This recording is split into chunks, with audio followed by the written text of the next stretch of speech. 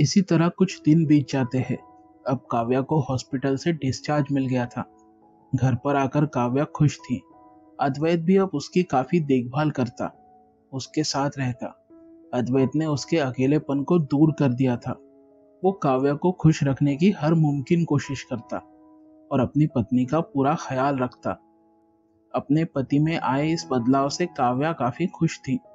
अब काव्या पूरी तरह से स्वस्थ हो गई थी। एक दिन सुबह काव्या डाइनिंग टेबल पर बैठी थी, तभी अद्वैत उसके लिए नाश्ता लेकर आता है, जिसे देख काव्या कहती है, इसकी क्या जरूरत थी अद्वैत, अब मैं ठीक हो गई हूँ, मैं बना देती नाश्ता।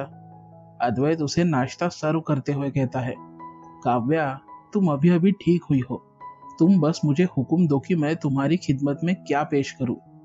काव्या मुस्कुराकर कहती है, क्या बात है पतिदेव, मैं देख रही हूँ आजकल मेरी काफी सेवा कर रहे हो आप।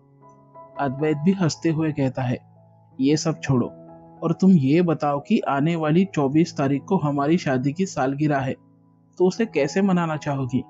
हम स्विट्जरलैंड, लंदन या फिर पेरिस घूमने चले? तुम जहां भी कहोगी हम वहीं जाएंगे। काव्या प्यार भरी निगाहों से अद्वैत को देखते हुए कहती है, क्या हम पंचगिरी चले? पंचगिरी, ये कहाँ है? अद्वैत उत्सुकता से पूछता है। तब काव्या उसे बताती है, ये एक हिल स्टेशन है और ये जगह शिमला से करीब 18 किलोमीटर की दूरी पर है। इस पर अद्वैत पूछता है, पर तुम्हें वही क्यों जाना है? ऐसी क्या खास बात है वहां पर? काव्या अपनी बात को जारी रखते हुए आगे बताती है, मैंने सुना है कि वहां की वादियां मनमोहक है। वहां के हरे भरे जंगल, पहाड़ और वहां की नीली झीलें काफी सुंदर है। और अभी दिसंबर का महीना चल रहा है, तो ठंड के मौसम में तो वहां का वातावरण और भी ज्यादा मनमोहक हो जाता है।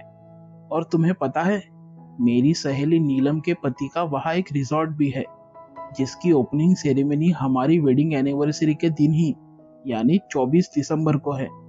और नीलम और उसके पति चाहते हैं कि हम वहां चीफ गेस्ट बनकर जाए।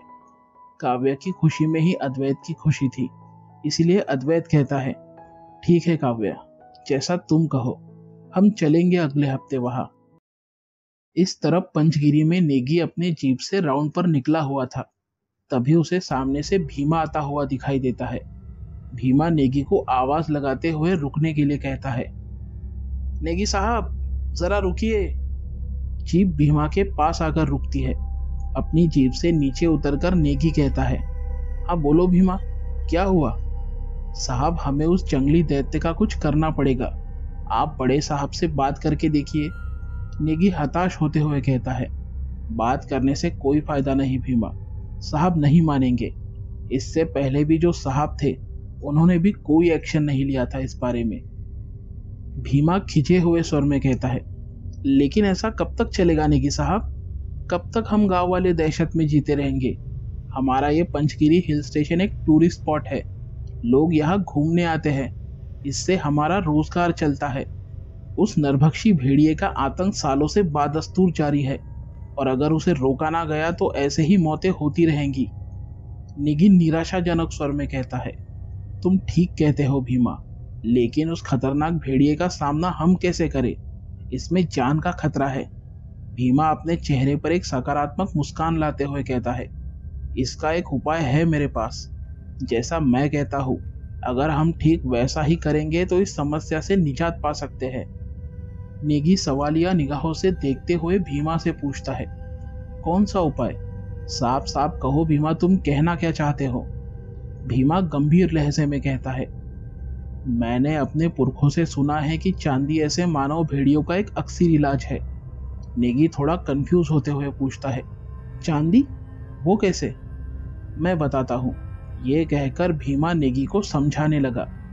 पुरानी रासायनिक तालिका के तहत चांद से चांदी, सूरज से सोना और मंगल से लोहा आदि आया है।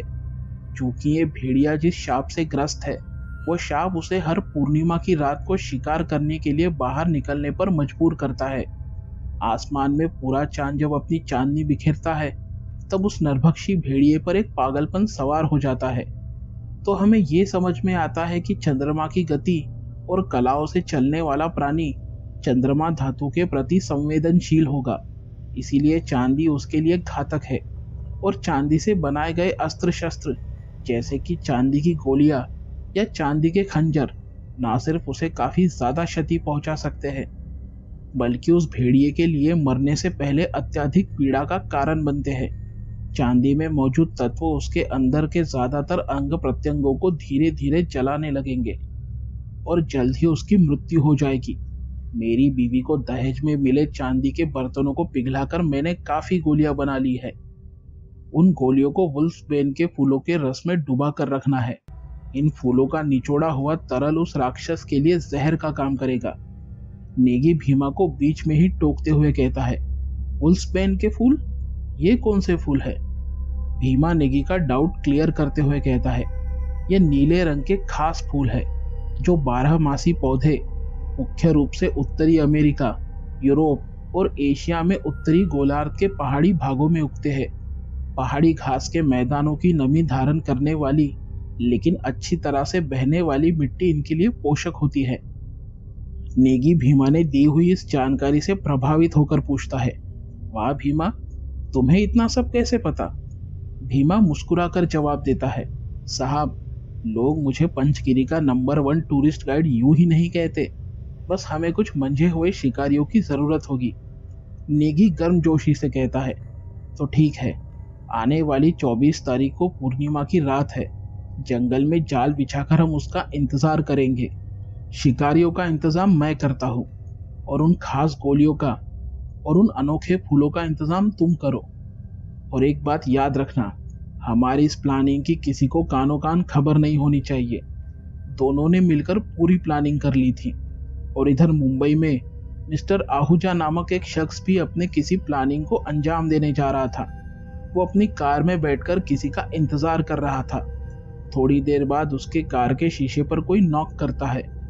आहूजा उसे पैसों से भरा हुआ एक बैग देता है और वो शख्स उसे एक फाइल देकर वहां से चला जाता है। आहूजा जल्दी से उस फाइल को खोलकर देखता है और उसके चेहरे पर एक कातिल मुस्कान आती है। सुबह का वक्त था। अद्वैत ऑफिस जाने की तैयारी कर रहा था। अपने बैग में कुछ इंपॉर्टेंट फाइल्स रखते हुए अद्वैत कहता है, काव्या, मैं ऑफिस के लिए निकल रहा हूँ। एक इम्पोर्टेंट मीटिंग है, खत्म करके जल्दी लौट आऊंगा। तभी काव्या किचन से जल्दबाजी में बाहर आकर कहती है, सुनो, नाश्ता तो करके जाओ। नहीं काव्या, मैं ऑलरेडी लेट हूँ।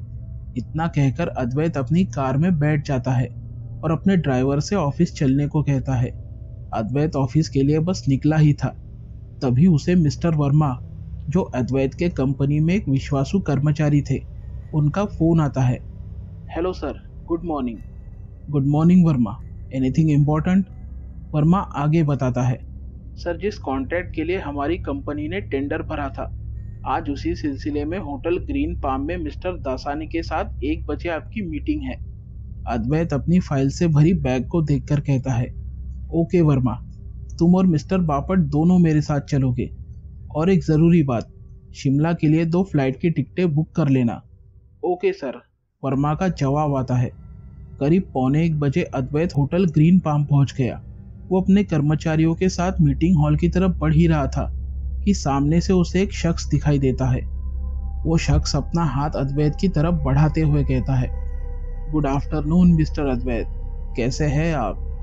अद्वैत भी हाथ मिलाते हुए कहता है, गुड आफ्टरनून मिस्टर आहूजा, मैं ठीक हूँ, आप कैसे हैं? अपने चेहरे पर एक शातिर मुस्कान लाते हुए आहूजा कहता है, मैं तो भला चंगा हूँ। वैसे आपने यहाँ आने की जहमत क्यों उठाई? क्योंकि यह कॉन्ट्रैक्ट तो मुझे ही मिलने वाला है। बेहतर होगा कि आप यहाँ से फौरन वापस लौट जाए, नहीं तो आपका टाइम वेस्ट होगा। अद्वैत मुस्कुरा कर कहता है, ये तो वक्त को तय करने दीजिए। थोड़ी देर बाद सभी कंपनियों के बड़े अधिकारी मीटिंग हॉल में बैठे हुए थे। मिस्टर दासानी अपनी सेक्रेटरी को कुछ जरूरी पेपर लाने का इशारा करते हैं। सेक्रेटरी तुरंत उसे वो पेपर वाली फाइल थमाती है। उसे ओपन करते हुए दासानी कहता है, गुड आफ्टरनून जेंटलमैन, आपकी कंपनीज ने हमारे कॉन्ट्रैक्ट में दिलचस्पी दिखाई, इसीलिए आप सभी का धन्यवाद। आप सबने जो कोटेशन सबमिट किए हैं, उसके आधार पर जिस कंपनी ओनर को ये टेंडर जाता है, उनका नाम है। सभी कंपनियों के अधिकारी ये जानने के लिए आतुर थे कि इतना बड़ा करोड़ों का कॉन्ट्रैक्ट किसे मिलेगा। जहां सभी कंपनियों द्वारा भेजे गए अधिकारी उस नाम को सुनने के लिए बेसब्री दिखा रहे थे, वहां पर आहूजा एकदम शांत और कुछ ज्यादा ही कॉन्फिडेंट लग रहा था। उसका मानना था कि करोड़ों का कॉन्ट्रैक्ट उसे ही मिलेगा। दासानी कहता है, उनका नाम है मिस्टर अद्वैत मित्तल। अद्वैत का नाम सुनकर आहूजा चौंक जाता है और गुस्से से अपनी मुट्ठी भींच लेता है। उसे एक बड़ा धक्का लगा था। दासानी अद्वैत से हाथ मिलाते हुए कहता है, कॉन्ग्रेचुलेशंस मिस्टर अद्वैत, बाकी की फॉर्मेलिटी हम बाद में पूरी कर लेंगे। जहां बाकी लोग अद्वैत को कॉन्ट्रैक्ट मिलने पर बधाइयां दे रहे थे, वही आहूजा गुस्से से लाल हो रहा था। उसे समझ में नहीं आ रहा था कि यह कैसे हुआ। आहूजा अपनी कुर्सी से उठकर जाने लगा, तभी अद्वैत आहूजा को आवाज देकर रोक लेता है और उस पर तंज कसते हुए कहता है, आपका ये अति आत्मविश्वास एक दिन आपको ले डूबेगा मिस्टर आहूजा। मुझे मालूम था कि इस कॉन्ट्रैक्ट को पाने के लिए आप कितना भी नीचे गिर सकते हैं, और मुझे पता चल गया था कि आपने मेरे ऑफिस में काम करने वाले मेरे ही कर्मचारी को रिश्वत देकर मेरी कंपनी ने बनाया हुआ कोटेशन धोखे से हासिल किया। चूंकि मुझे उस पर पहले से ही शक था, इसीलिए मैंने गलत कोटेशन उसके हाथ लगने दिया, जबकि ओरिजिनल कोटेशन तो मेरे पास सेफ था। उसे उसकी गलती की सजा तो मिल गई है, और प्लीज आपको मेरी सलाह है कि दिन में सपने देखना बंद कीजिए। अद्वैत की ये बात सुनकर वहां खड़े लोग हंसने लगते हैं। ये देखकर आहूजा को बेइज्जती सी महसूस होने लगी थी। वो गुस्से से अपने पैर पटकता हुआ वहां से निकल जाता है। अद्वैत ने चालाकी से अपने बिजनेस राइवल को सबक सिखाया था। अद्वैत और काव्या आज काफी खुश थे, क्योंकि बड़े दिनों बाद दोनों कहीं घूमने जा रहे थे। घर पर काव्या ने पूरी पैकिंग कर ली थी और दोनों पंचकीरी के लिए निकल पड़े। इस तरफ नेगी ऑफिस में कुछ फाइल्स ढूंढने में व्यस्त था। एक एक फाइल्स को बारीकी से चेक करते हुए उसने टेबल पर फाइल्स का पूरा ढेर लगा दिया था, और आखिर में उसे वो फाइल मिल ही जाती है जिसकी उसे तलाश थी। वो फाइल देखकर उसकी आंखों में एक चमक आ जाती है। वो एक केस फाइल थी जिसमें गैर कानूनी शिकार करने वाले कुछ शिकारियों की जानकारी थी। वो जल्दी से उस फाइल को अपनी वर्दी में छुपाकर निकल ही रहा था कि तभी वहां खान आ जाता है और उसे पूछता है, तुम ये रिकॉर्ड रूम में क्या कर रहे हो नेगी? क्या चल रहा है? खान को देखकर नेगी थोड़ा सकपका जाता है, लेकिन अपने चेहरे पर डर को जाहिर नहीं होने देता। नेगी अपने चेहरे पर झूठी मुस्कान लाते हुए कहता है, वो कुछ नहीं सर, मैं बस पुराने केस की एक फाइल चेक कर रहा था, बस मेरे रेफरेंस के लिए। खान कहता कुछ नहीं, बस वहां से चला जाता है और नेगी राहत की सांस लेता है। नेगी फिर अपने खबरी को फोन लगाकर उससे कहता है, हेलो चंदू, मेरी बात ध्यान से सुन। पिछले साल जब मैंने कुछ लोगों को गैर कानूनी शिकार करने के लिए अरेस्ट किया था, पता लगा वो लोग आजकल कहाँ हैं। मुझे किसी भी हालत में वो 24 तारीख से पहले मिलने चाहिए, क्योंकि अब सिर्फ 2 ही दिन बचे हैं। इतना कहकर नेगी फोन काट देता है। इस तरफ काव्या और अद्वैत फाइनली शिमला पहुंच गए थे। उन्हें एयरपोर्ट पर रिसीव करने रिजॉर्ट से गाड़ी आई थी। उसमें बैठकर वो रिजॉर्ट के लिए निकल पड़ते हैं। उनकी कार जैसे जैसे आगे बढ़ रही थी, वैसे वैसे रास्ते में कुदरत की खूबसूरती उन दोनों को लुभा रही थी। ऊंचे ऊंचे पहाड़, उन पर जमी बर्फ, पहाड़ों के बीच से बहती नदी, घने जंगल, हरे भरे पेड़ पौधे, ऐसे लुभावने दृश्य देख दोनों भी मंत्रमुग्ध हो चुके थे। गाड़ी पहाड़ी इलाके के घाट से गुजर रही थी और रिजॉर्ट का मैनेजर पूरी उन्हें पंचगिरी के बारे में जानकारी दे रहा था। काव्या पूछती है, इस जगह का नाम पंचगिरी कैसे पड़ा? इसके बारे में कुछ बताइए। पूरी बताता है, दरअसल मैडम, गिरी एक संस्कृत शब्द है जिसका मतलब होता है पहाड़ या पर्वत, और पंच मतलब 5। हमारा ये पंचगिरी 5 पहाड़ों के बीच बसा हुआ है, इसलिए इस हिल स्टेशन का नाम पंचगिरी पड़ा। पुरी उन्हें पंचगिरी के बारे में और भी कई जानकारी दे रहा था। बातें करते करते रिजॉर्ट आता है। रिजॉर्ट बड़ा शानदार लग रहा था। वहां पर उन दोनों का स्वागत करने के लिए नीलम और उसका पति अनुराग दोनों खड़े थे। अनुराग और नीलम दोनों का स्वागत करते हैं और रिजॉर्ट के सबसे महंगे रूम में उनके ठहरने का इंतजाम करते हैं। अनुराग कहता है, अद्वैत और काव्या, परसों आपकी शादी की सालगिरह और हमारे रिजॉर्ट की ओपनिंग है।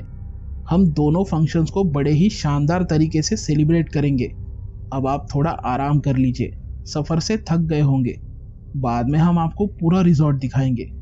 शाम को 4 बजे रिजॉर्ट घूमने के बाद सभी रिजॉर्ट के दूसरे हिस्से में चाय पीने बैठे थे। रिजॉर्ट के पीछे एक झील थी और उसके बाद घना जंगल दिखाई दे रहा था। अद्वैत कहता है, अनुराग, आपका ये रिजॉर्ट तो काफी शानदार है, लेकिन रिजॉर्ट के इस हिस्से में तो बहुत ही घना जंगल है और यहाँ पर तो काफी जंगली जानवर होंगे, तो क्या इससे रिजॉर्ट के गेस्ट को खतरा नहीं? अनुराग उसका डाउट क्लियर करते हुए कहता है, हाँ ये सच बात है। इससे पहले यहाँ पर भी काफी घना जंगल था, लेकिन हमने रिजॉर्ट के लिए उसे कटवा दिया। और रही बात जानवरों की, तो उनसे बचने के लिए यहाँ पर हमने ऊंची फेंसिंग लगवाई है, ताकि कोई जानवर किसी गेस्ट को परेशान ना करे। काव्या थोड़ी नाराज होते हुए कहती है, आपने रिजॉर्ट बनाने के लिए जंगल काटे? ये बात ठीक नहीं है। जंगल जंगली जानवरों का घर है। हम लोग अपने फायदे के लिए जंगल काटते हैं, इसीलिए जंगली जानवर शहरों की तरफ चले आते हैं। अनुराग हंसते हुए कहता है, अरे काव्या जी, ये तो हमने बिजनेस बढ़ाने के लिए किया है। अब यहाँ रिजॉर्ट बनेगा तो लोग आएंगे तो यहाँ के लोगों को रोजगार मिलेगा और देश की तरक्की होगी। और ये जानवर तो चिड़ियाघर में ही अच्छे लगते हैं। अनुराग की बातों से ऐसा लग रहा था कि वो एक मनी माइंडेड आदमी है और उसे किसी के दुख से कोई लेना देना नहीं है। उसे बस अपने व्यापार और पैसों से मतलब है। नीलम चुपचाप बैठी थी। वो इस पर कुछ नहीं बोलती। शायद उस पर पति का दबाव हो। अनुराग की ये बात काव्या को बिल्कुल भी पसंद नहीं आई, लेकिन वो माहौल को खराब नहीं करना चाहती थी। अद्वैत माहौल को हल्का करते हुए और सबका ध्यान दूसरे टॉपिक पर ले जाते हुए बोलता है, वैसे अनुराग, हमारी शादी की सालगिरह की तैयारी तो ठीक से की है ना आपने? मैं चाहता हूँ कि कोई कमी ना रहे। अनुराग भरोसा दिलाते हुए कहता है, आप फिक्र मत कीजिए। रिजॉर्ट के अगले हिस्से में बने हुए लॉन में मैंने सारे इंतजामात कर दिए हैं। काव्या परेशानी जताते हुए कहती है, लेकिन वो हिस्सा तो जंगल के काफी नजदीक है। अगर कोई जंगली जानवर आ गया तो? काव्या की बात बीच में ही काटते हुए अनुराग कहता है, आप उसकी फिक्र बिल्कुल भी मत कीजिए। हमने वर्ल्ड की बेस्ट सिक्योरिटी का इंतजाम किया है। आप बस फंक्शन एंजॉय कीजिए।